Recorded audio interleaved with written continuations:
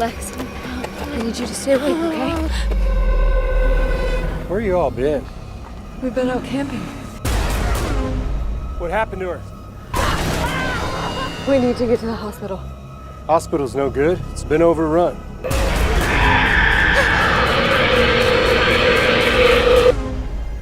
You can trust me. Can you hear me? I can, yeah. How are you doing? I'm good. How are you? I'm fine also. Nice to meet you. Oh, nice to meet you too. Where are you now? I'm in I'm in Vermont. Still pretty green out here. Oh, But the winter is coming, we know. like that. Yeah. Have you been to Brazil before? I haven't, sadly. I've had a couple movies go there, but I haven't been. I'm sorry, I gotta clean my camera. There we go. Weird. There's something weird on the camera. I don't know what that is. Huh. Weird. Oh, it's good. Okay, good. First of all, thank you so much for your time. What was your first impression of this movie, Hurt, which will be released next Friday, right? 13th? This Friday, 2 days from now, although well, 3 days from now, I'm taking my family down to the American premiere on Thursday, and then it opens Friday. I'm good friends with the people who wrote it and produced it and directed it. We're all old friends, and so this is a script that they've been working on for a long time, and I think it's like a third or fourth version of the script. And I love the story that's underneath the story. I like the things that it speaks about without being blatant. Yeah. Actually, I think it's gonna be a good movie because most of people like a subject like that, because it's a horror movie, right? So, and in the movie Hurt, you are a part of a militia, correct? Yes. What was it like playing this character? Well, when I first really started to tackle the role, I thought about the American Constitution, which affords us the right to have a well organized militia. And as you know, in the United States right now, there are a lot of people with guns and a lot of people who consider themselves to be well organized and who have an agenda and are using violence or threats of violence or the fear of violence to achieve their goals. And I'm not sure what our founders had in mind, but I don't quite think that's what it was. And so when I approached this role, I thought, well, what is this guy trying to achieve? And really, he just wants to have peace, but he wants it the way he wants it, on his terms. Yeah. Forward.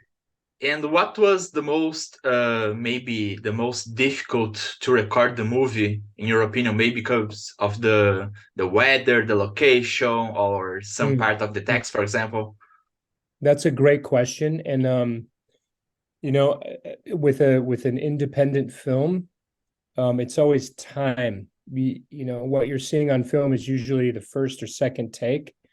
And so your preparation before you arrive is really important. Time is really important. And as you say, weather, there's a huge scene in the movie that wasn't written.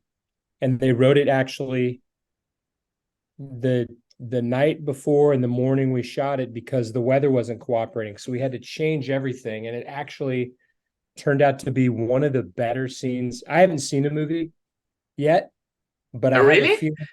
No, I haven't seen it. Oh, I always try to wait. I try to wait until it actually opens because I like to sit in a theater and watch it. Just the trailer. Screen.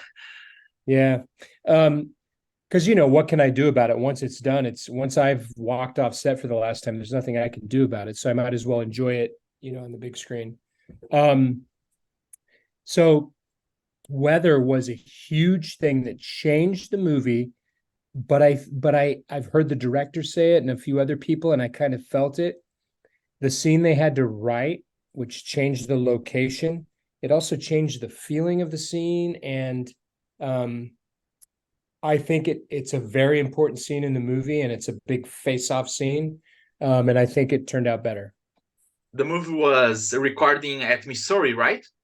Yeah, down in Missouri, in the most southern corner of Missouri, Poplar Bluff. Oh, Yeah, sounds nice. And yeah. the movie also was premiered at Fright Fest in London in August, I think, right? Yeah, in London. And, because of the strike and everything, I didn't go, but some of my castmates went and they said they had a great time, and they sold out two 900-seat showings of the movie, and it won some unofficial awards because they don't have any awards there. So I'm excited to see it. I think it's going to be pretty good. Yeah, me too. Yeah. And what are your expectations about this movie from the rest of the world, including Brazil, for example? Well, Brazil has such a great um, fan base for independent films, and for genre films.